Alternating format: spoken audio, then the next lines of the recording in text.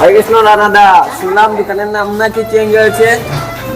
দোকানের নাম চেঞ্জ হয়েছে বলতে জগন্নাথ ভেজ বিরিয়ানি। আমি বারবারই বলছি এখন